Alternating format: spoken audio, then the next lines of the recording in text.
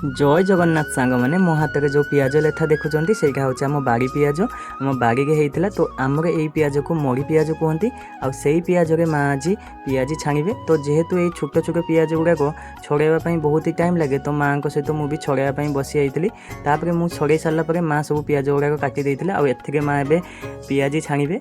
आपण मानकर ये छोट छोट पियाज को कौन कहती कमेंट रे निहाती जनइबे। आमर तो मड़ी पियाज कहती। आउ हाँ मु तो आपण मानक कही कि मु कौन रेसिपी वीडियो बनाऊनी जिते जहाँ आम घरे होची मु आपण मानक वीडियो माध्यम देखौची कारण बाबा गलापर फाइनेंशियल प्रोब्लेम एते हो जाइए जे आम कौन रेसिपी वीडियो आनी पारुनु।